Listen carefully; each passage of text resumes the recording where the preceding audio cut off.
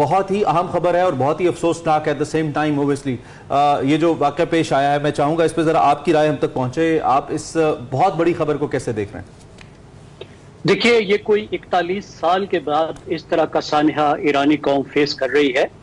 1981 میں محمد الرجائی ایران کے جو صدر تھے ان کو ایک بم دھماکے میں شہید کیا گیا تھا.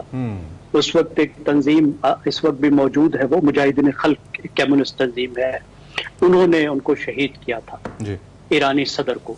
تو آج جو ہے وہ تقریباً 41 سال کے بعد ایک اور ایرانی صدر، اگرچہ ان کو شہید نہیں کیا گیا لیکن وہ ایک غیر فطری طور پر ایک حادثے میں وہ شہید ہوئے ہیں، ان کی وفات ہوئی ہے.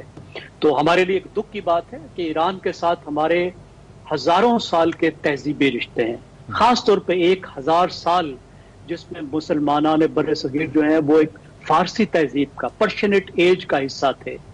ہمارا بہت کے آنے سے پہلے کے جو 1000 سال ہیں جس پہ لوگوں کا آنا جانا، آپ عمارتوں کو دیکھیں، ناموں کو ہمارے دیکھیں، رشتے ناطے دیکھیں، خونی تعلق دیکھیں، ہماری کتابیں دیکھیں، ہماری تہذیب دیکھیں، ہماری آپ پینٹنگز دیکھیں، ہماری آپ شاعری دیکھیں، ادب دیکھیں، تو ایک بہت گہرا ہمارا تعلق ہے ان دونوں ملکوں کا.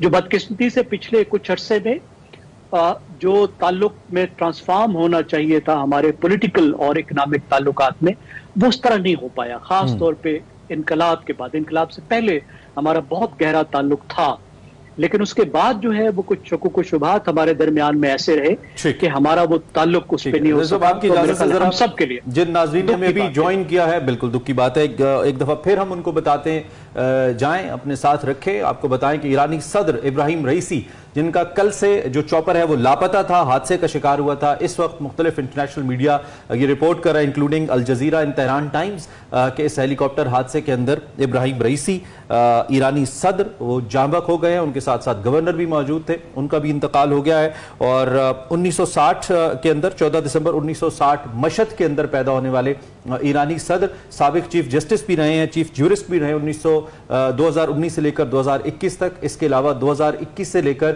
2021 سے لے کر اب تک ایرانی صدر بھی تھے. اور جیسا کہ میں نے اس سے پہلے بھی آپ کو بتایا کہ اس بات کا قوی امکان تھا کہ آنے والے انتخاب کے اندر وہ دوبارہ سے صدر منتخب ہو سکتے ہیں. 8ویں صدر تھے ایران کے بطور صدر جو کہ خدمات سر انجام دے رہے تھے، اور اگر دوبارہ منتخب ہوتے تو it could be 9th time.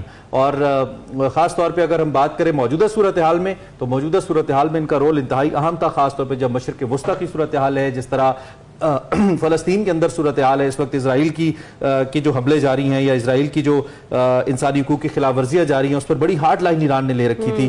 سو اس وقت یہ تو نہیں کہا جا سکتا کہ کسی سازش کا نتیجہ ہے یہ، لیکن بہرحال ایک اچھا لفظ زیغم خان صاحب نے استعمال کیا کہ غیر فطری ہے ان کا اس طریقے سے دنیا سے جانا، اور انتہائی افسوسناک خبر جو اس وقت ہم تک پہنچ رہی ہے. بالکل، ایرانی صدر ابراہیم رئیسی اور وزیر خارجہ اس ہیلی کاپٹر حادثے میں جاں بحق ہوئے ہیں. زیغم خان صاحب، میں یہی جاننا چاہوں گی، پاک ایران تعلقات میں اتار چڑھاؤ تو ہم دیکھتے ہی رہے ہیں، لیکن حالیہ جو ان کا دورہ تھا پاکستان کا، اس کے بعد ہم کافی پازیٹیو تھے دونوں ممالک کے تعلقات کو لے کر بھی، تو کیا اثر پڑے گا ان تعلقات پر اب؟ میرے خیال ہے ہمیں پازیٹیو ہی رہنا چاہیے. دیکھیے، جو ڈپلومیسی انہوں نے کی حال ہی میں وہ ایک بہت بڑا اور بڑا جرأت مندانہ قدم تھا. یعنی پاکستان اور ایران کے تعلقات جو ہیں وہ بہت خراب ہونے کا ایک چانس پیدا ہو گیا تھا. جنوری میں پہلے ایران نے، اور اب یہ معلوم ہوتا ہے کہ ایران کی افواج کے کسی حصے نے صدر صاحب کی اجازت کے بغیر پاکستان کے اندر ایک اٹیک لانچ کیا، ایک ڈرون اٹیک لانچ کیا، جو وہ سمجھ رہے تھے کہ ان کے انسرجنٹس جو وہاں جا کے کارروائیاں کرتے ہیں دہشت گرد، ان کے خلاف. تو پاکستان نے پھر 18 جنوری کو ایران کے اندر اٹیک کیا اور پاکستان میں دہشت گردی کرنے والے جو انسرجنٹس تھے ان کو وہاں پہ ٹارگٹ کیا. اب یہاں سے ساری دنیا یہ توقع کر رہی تھی کہ ہمارے تعلقات بہت ہی خراب ہو جائیں گے، اور جبکہ ہماری کوشش رہی ہے کہ ایران سے اچھے تعلق رہے.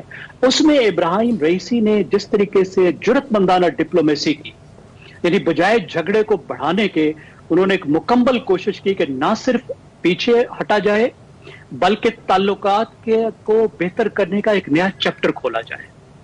اس کے لیے وہ خود یہاں تشریف لائے اور خود یہاں انہوں نے مذاکرات کی اور ایک نئے چیپٹر کا آغاز ہوا. یعنی ایک لحاظ سے جو ہمارے معاملات تھے دہشت گردی کے معاملے پہ، جو شکوک و شبہات ہیں، جو مسائل ہیں دونوں ملکوں کے، اس کو حل کرنے کے لیے ایک سسٹم بنایا گیا. फिर दोनों मुल्कों के जो तिजारती और माशी ताल्लुकात हैं उस पर पेशरफ्त के लिए बड़े इकदाम उठाए गए।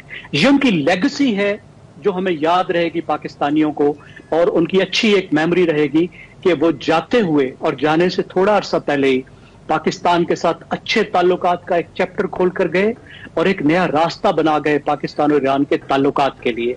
तो ये फिर एक खास बात है, और मुझे उम्मीद है कि ये वाला जो रास्ता है, जो भी उनकी नई क़यादत आएगी, इसको आगे लेकर चलेगी। और पाकिस्तान भी जाहिर है उनकी मेमोरी के एहतराम में और उनकी जो डिप्लोमेसी है उसको देखते हुए और खुद जो पाकिस्तान एफर्ट कर रहा है उसको आगे लेकर चलेगा। अच्छा खान साहब, वैसे तो ये हादसा ही है और इसको हम उसी नजर से ही देखते हैं, लेकिन जब भी कोई इतनी बड़ी शख्सियत किसी गैर फितरी अंदाज में, जैसा आपने कहा, वो अगर दुनिया से जाए तो उसमें सवालात खड़े होते हैं, और खास तौर पे अगर वो ईरानी सदर हो तो हमें मालूम है चूंकि ईरान की बड़ी हार्ड लाइन्स रही हैं टूवर्ड्स अमेरिका, टूवर्ड्स इजराइल, बहुत से मामलात के ऊपर, और खित्ते के अंदर भी उनकी तलखियां मौजूद रही हैं मुख्तलिफ जगहों पे। ज़्यादा हम इसको डीप डाउन नहीं जाते, लेकिन आई होप आप समझ रहे हैं कि मैं क्या कह रहा हूं। तो इसको हम किसी साजिश के तनाजुर में भी देख सकते हैं आने वाले वक्त में, या आपको लगता है कि इस पर कोई तहकीक भी होनी चाहिए या होगी जिसके बाद हम ये मुकम्मल तौर पर डिटर्मिन करें कि ये हादसा ही था?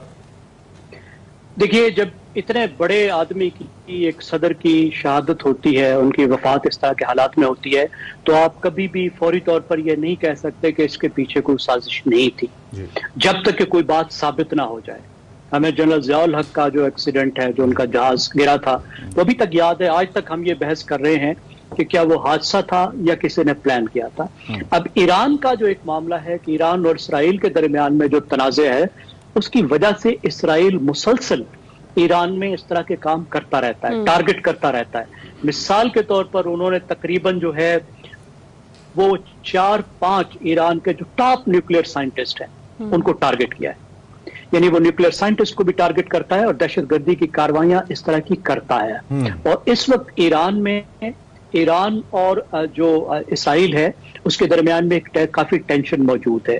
फिर जब हुकूमत होती है तो हुकूमत के अंदर भी कुछ ऐसी बातें होती हैं, उसके अंदर भी गद्दारी हो सकती है, मसले हो सकते हैं। तो इस वक्त मुकम्मल तौर पर तो कोई भी ये नहीं कहेगा कि इसके पीछे कोई भी ऐसा वाकया नहीं था, अगरचे बज़ाहिर ये लगता है कि गैर फितरी वाकया है, एक हादसा हुआ है और इसके पीछे मौसम है, लेकिन तहकीक के बाद ही मालूम होगा। तहकीक के बाद ही मालूम होगा, बिल्कुल ठीक कह रहे हैं ज़ैगम खान साहब। पाक ईरान ताल्लुकात की भी हमने बात की और इसराइल के साथ ईरान जो तनाज़ा था, जो कशीदगी थी, उस पर भी बात की। खित्ते की ओवरऑल सियासत पर क्या असरात होंगे?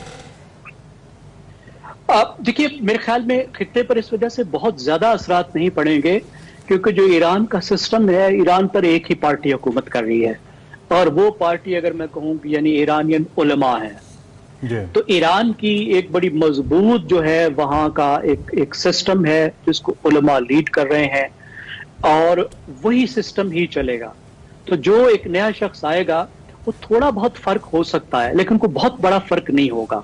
यानी जब ईरान में कोई रवैया बदलता है या सिस्टम बदलता है तो वो पूरे एक मुकम्मल निजाम में तब्दीली का नतीजा होता है, एक निजाम की सोच में, उसके फिक्र में कोई तब्दीली का नतीजा होता है। मैं नहीं समझता इसकी वजह से ईरान की फॉरेन पॉलिसी पर या सिक्योरिटी पॉलिसी पर किसी तरह के कोई असरात मुरतब होंगे। लेकिन जाहिर है हर शख्स का एक अपना मिजाज भी होता है। कुछ जो लीडर होते हैं वो अपने अंदाज में ज्यादा प्रोएक्टिव होते हैं, जिस तरह रईसी साहब जो है पाकिस्तान के साथ प्रोएक्टिव अंदाज में। इसमें हाँ साहब कोई ना कोई साजिश का एलिमेंट निकलता है कहीं ना कहीं, दो के अभी तहकीकात बाकी हैं, कुछ भी कहना कबल वक्त है, लेकिन अगर कोई ऐसा एलिमेंट निकलता है, और आपने कहा कि इसराइल के साथ जो एक तलखी है वो कहीं ना कहीं अगर ये मौजब बनती है तो इससे जो ओवरऑल एक स्ट्रेंथ है मुल्क की, आई मीन आप अगर टॉप लीडरशिप को टारगेट करते हैं इन केस और कामयाब भी हो जाते हैं तो उस पर असर तो पड़ता है। बहरहाल कहीं ना कहीं एक एलिमेंट आता तो है कि एक सेटबैक तो बहुत बड़ा होता है ये, in case if it happens. देखिए, सेटबैक तो हर लीडर का जाना होता है। लीडर रोज रोज तो नहीं बनते, आसानी से तो नहीं बनते। हर मुल्क का एक लीडरशिप का एक पूल होता है, और उस पूल में से जब किसी को ले लेते हैं, और खास तौर पर एक ऐसा आदमी जो टॉप पर बैठा होता है, जो मुल्क चला रहा होता है, वो जब एकदम से एक अननेचुरल तरीके में जाता है तो मुल्क के लोग को उसकी एक कीमत देनी पड़ती है। अब अगर कहीं से तहकीक में ये बात निकलती है कि इसके पीछे कोई साजिश थी, कोई मुल्क था, फिर तो ईरान को रिस्पॉन्ड करना पड़ेगा, फिर ईरान को कुछ ना कुछ करना पड़ेगा, क्योंकि हर मुल्क जिसके सरबराह के साथ कोई ऐसा वाकया होता है तो वो फिर उसको रिस्पॉन्ड करता है। तो हमें उम्मीद करनी चाहिए, दुआ करनी चाहिए कि ऐसी कोई बात ना हो, क्योंकि फिर उसके नतीजे में टेंशन बहुत ज्यादा बढ़ सकती है। लेकिन एक लीडर का लॉस यकीनन एक मुल्क के लिए बहुत बड़ा लॉस है। बेशक हम अपने देखने वालों को एक बार फिर खान साहब आप साथ ही रहिए, बताते चलें। हेलीकॉप्टर हादसा जिसके बारे में कल मुतज़ाद खबरें आ रही थी, इस वक्त ये डिटरमिन हो रहा है मुख्तलिफ इंटरनेशनल मीडिया आउटलेट्स की तरफ से कि इब्राहिम रईसी साहब जो कि ईरानी सदर हैं इस हादसे के अंदर जाँ बहक हो गए हैं। ईरान और अज़रबैजान के सरहदी इलाके में एक डैम के इफ्तिताह के मौके पर वहाँ मौजूद थे और उसके बाद वापसी पर उनके हेलीकॉप्टर को हादसा पेश आया, जिसके नतीजे में इस वक्त न सिर्फ ईरान के सदर बल्कि गवर्नर और वजीर खारजा भी इस हादसे के अंदर जाँ बहक हो गए हैं। ताज़ा तरीन खबर है, ये हादसा तकरीबन तब्रेज़ जो इलाका है वहाँ से 100 किलोमीटर दूर पेश आया। पहाड़ियाँ हैं, बहुत शदीद धुंध थी, बहुत टफ वेदर कंडीशंस थी, जिस के बाद